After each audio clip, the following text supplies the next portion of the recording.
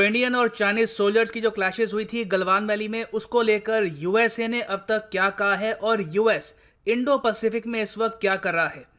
Now देखिए, जैसे ही report सामने आई कि बिल्कुल कैजुअलिटीज हुई हैं from Chinese side, from Indian side, USA का जो स्टेट डिपार्टमेंट है वहां से सबसे पहले ये स्टेटमेंट आई, हम क्लोजली मॉनिटर कर रहे हैं सिचुएशन को between Indian and Chinese forces along the line of actual control. और आगे ये लिखते हैं कि दोनों इंडिया और चाइना चाहते हैं कि डी एस्केलेशन हो और बिल्कुल हम इसको सपोर्ट करते हैं ना। सबसे पहले मैं चाहता हूं आप इन शब्दों पर गौर करें, हम क्लोजली मॉनिटर कर रहे हैं। यूएस क्लोजली मॉनिटर कैसे कर रहा है?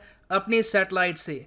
यूएस के पास दुनिया में सबसे ज़्यादा मिलिट्री सैटेलाइट्स हैं और आज के समय यूएस इंटेलिजेंस बहुत ही आसानी से मॉनिटर कर रही होगी कि लाइन ऑफ एक्चुअल कंट्रोल के आसपास चाइना के कितने ट्रांसपोर्ट एयरक्राफ्ट उतर रहे हैं, कितनी चाइना की कैजुअलिटी हुई है, कितने लोगों को इन्होंने ट्रांसपोर्ट एयरक्राफ्ट या फिर हेलीकॉप्टर से हॉस्पिटल्स या फिर बाकी जगह पहुंचाया होगा। तो इसको देखते हुए यूएस इंटेलिजेंस ने यूएस मीडिया को यह बताया है कि इनके हिसाब से चाइना की तरफ से कितनी फेटेलिटीज आई है, मतलब कि चाइना की तरफ से कितने सोल्जर्स मरे हैं।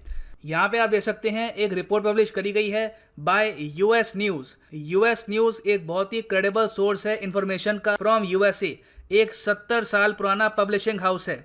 इनकी रिपोर्ट पब्लिश की गई है bye there national security senior writer. ये कहते हैं कि अमेरिकन इंटेलिजेंस ने यह बताया है कि चाइना के 35 ट्रूप्स मर चुके हैं, इसमें एक ऑफिसर भी शामिल है। ये यूएस इंटेलिजेंस रिपोर्ट है।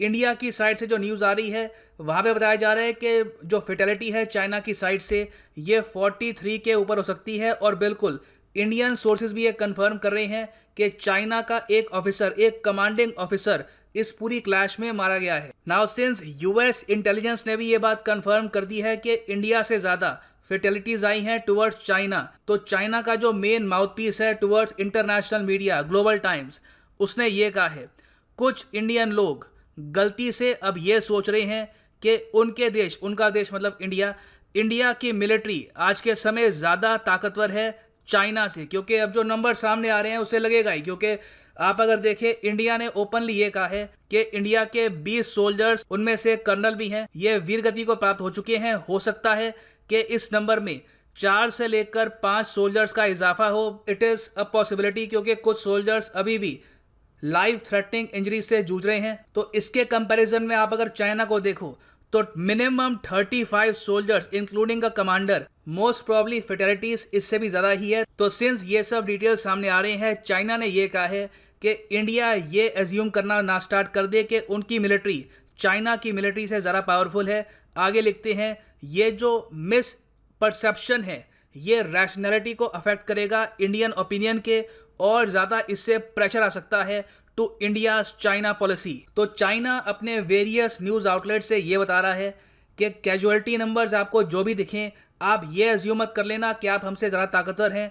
अगर एक्चुअल कॉन्फ्लिक्ट होती है तो हम यहाँ पे ज़्यादा डोमिनेटिंग दिखेंगे। तो ये इनका यहाँ पर व्यू पॉइंट है थ्रू ग्लोबल टाइम्स। नाउ अब हम बात करते हैं कि यूएस ओवरऑल क्या कर रहा है इंडो पैसिफिक में। यूएस ने हालांकि ये कहा है कि हम चाहते हैं कि इंडिया और चाइना पीसफुली इस इशू को रिजॉल्व कर दे। यूएस ने बार बार एम्फसाइज किया है कि दोनों देशों को, इंडिया और चाइना को, इस इशू को शांतिपूर्ण तरीके से रिजॉल्व करना चाहिए। मगर साथ ही साथ जैसे ही यहाँ पर गलवान वैली में टेंशन्स हाई हुई हैं, यूएस ने बहुत सारे एयरक्राफ्ट कैरियर्स जो इनके पैसिफिक ओशन में थे ये ज़्यादा करीब कर दिए हैं टुवर्ड्स चाइनास कोस्टल एरिया।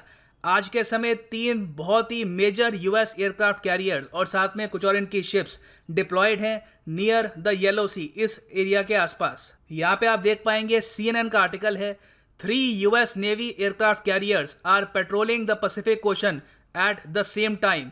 और चाइना इस चीज़ को देखकर खुश नहीं है। चाइना ने एक्चुअली ग्लोबल टाइम्स के जरिए एक और आर्टिकल पब्लिश किया था कि यूएस के 3 एयरक्राफ्ट कैरियर जो चाइना के काफ़ी करीब पैसिफिक ओशन में हैं, ये बस यूएस की वैनिटी शो करता है। यूएस मतलब कि बस यहाँ पर अपनी एरोगेंस शो कर रहा है। और आगे ग्लोबल टाइम्स ने यह भी लिखा है कि यूएस मोबिलाइज्ड 3 एयरक्राफ्ट कैरियर्स। ये जो 3 एयरक्राफ्ट कैरियर हैं इनके नाम हैं USS theatre Roosevelt, USS Nimitz और यूएसएस रोनाल्ड रेगन। चाइना की नेवी मान के चल रही है कि ये एक वार्निंग है टू चाइना, क्योंकि पिछली बार यूएसए ने 3 एयरक्राफ्ट कैरियर पैसिफिक ओशन में चाइना के करीब पेट्रोलिंग के लिए लगाए थे 2017 में। ये इवेंट 3-4 साल में एक बार ही होता है। तो इसी वक्त जब चाइना की जो बॉर्डर है विद इंडिया, यहाँ पर काफ़ी इश्यूज आ रहे हैं, चाइना की कैजुअलिटीज़ आ रही हैं, यूएस ने अपने कैरियर्स यहाँ पे डिप्लॉय कर दिए हैं।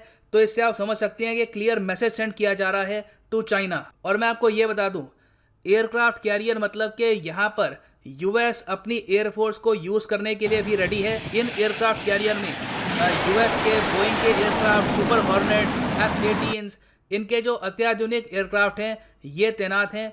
और साथ ही साथ एयरक्राफ्ट कैरियर को एस्कॉर्ट करने के लिए कुछ फ्रिगेट्स वो यूज़ नहीं करते, कुछ पेट्रोलिंग शिप्स भी यहाँ पर मौजूद है। और यूएस के इस मूव को पूरा एशिया आज के समय मॉनिटर कर रहा है। यहाँ पे आप देखेंगे एशिया टाइम्स का आर्टिकल है, message to Beijing, US carriers rule Indo Pacific. तो देखो आज के समय चाइना पर दो साइड से प्रेशर बहुत ज़्यादा आ रहा है।